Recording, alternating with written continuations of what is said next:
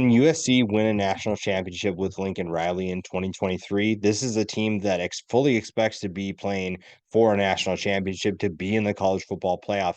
But can they actually do it? We're going to take a look at the schedule for the Trojans in 2023, and we're going to break down the personnel and one of the biggest things that they're going to need to fix as soon as possible if they want those things to happen. Now, when you're looking at the schedule, the first half of the season isn't exactly the most challenging. San Jose State, Nevada, Stanford. Now, Stanford might be a little bit better than we expect, but those are three games that USC should win pretty easily. Then you get into conference play, Arizona State, Colorado, Arizona. Now, Arizona State, not super great. Colorado going through transition as well. Neither of them are on the level of USC. Arizona isn't either, but this is a better team that needs to be taken seriously under Jed Fish. This is going to be a much better Arizona team even in 2023 than they were in 2022. A trip to Notre Dame after that, very challenging. That's going to test this team, but it's going to give us a good gauge of how good nationally this USC team is. When you have guys like Caleb Williams coming back, you fully expect to be one of the best teams in college football, and this should be a top 5 program. It's just a matter of getting the job done. Playing a game at home against Utah, should that be a win? Yeah, it should be a win, but the last 2 games last year should have been wins as well, and that didn't happen. So things need to change in order to do that. At Cal, shouldn't be a loss. That should definitely be a win. Shouldn't have to worry about that. Home game against Washington, at Oregon, and UCLA to finish the year. That is a tough way to end the season for USC. But again, if this is where Lincoln Riley is taking this program, those games shouldn't worry you that much. Now they're going to be tough, but USC should be going to different places than those three programs with what they should be able to do in terms of recruiting, transfer portal, etc. So again, this is a first half of the season that should be relatively easy for USC. The second half is going to be more challenging, but it's also going to tell us where USC stands in terms of a national contender. Now, we're going to talk about personnel here, and one thing that really needs to change, because one of those things is a real momentum killer. And when you're playing some of these teams that can take advantage of your mistakes,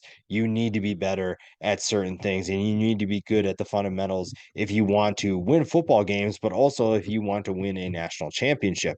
Whether or not they're able to do that, this is a schedule, honestly, that shouldn't be too difficult. This should be a schedule that favors USC in a lot of what they're trying to do, but it's just going to come down to what they can do in terms of the fundamentals. What can they do in terms of making plays?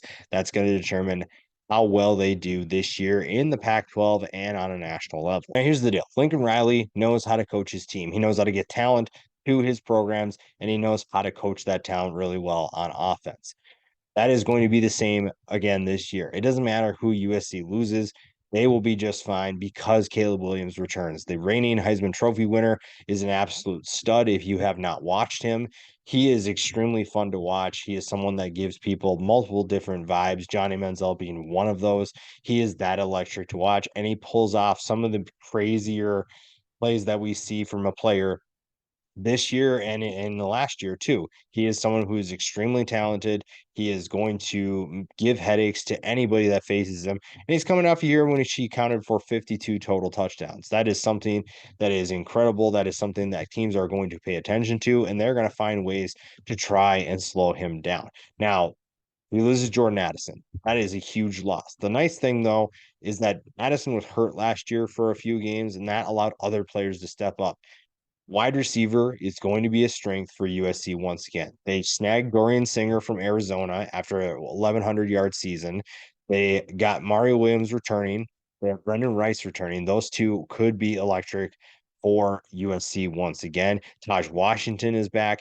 They have plenty of talent out wide. In the backfield, Austin Jones returns. Raleek Brown is super fast, super explosive.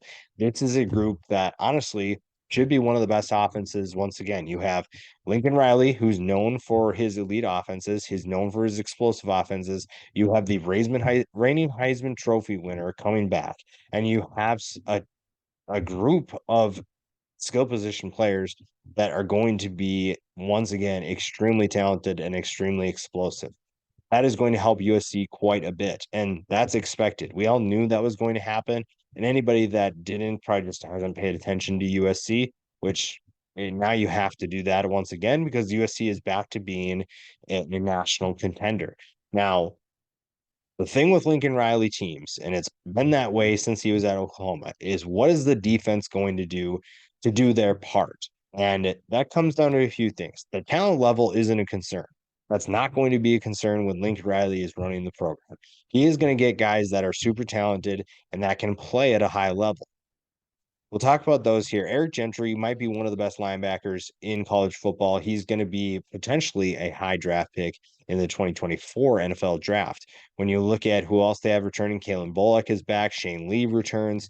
They have a lot of exciting players coming back on the defensive side of the ball. There is no question about what this team can do in terms of the potential.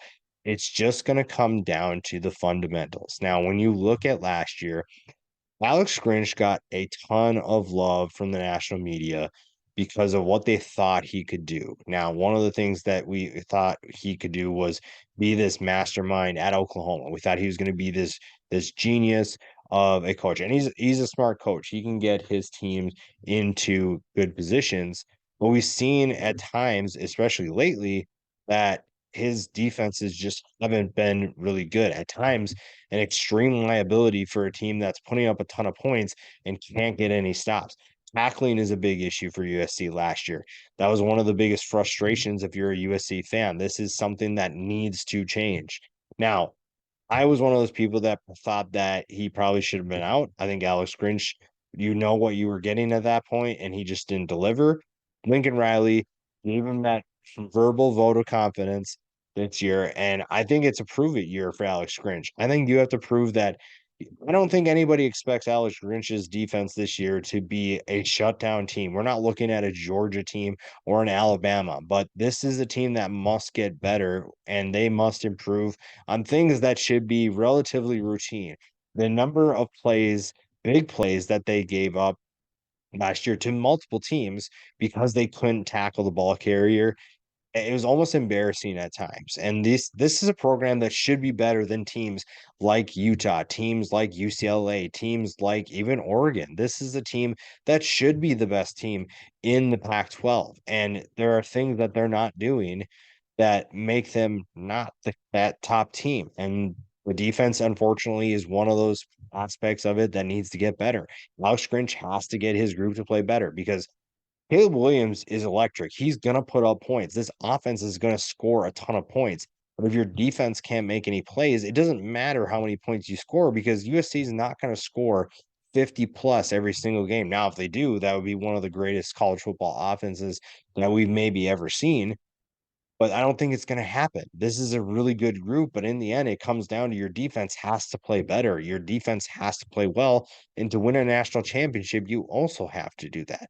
Now, whether or not that's going to happen, I don't know. I just know Lincoln Riley does an incredible job of getting talent here. So there shouldn't be any concerns about who is their personnel. It's just going to come down to the fundamentals. This team's going to score. They just need to make stops.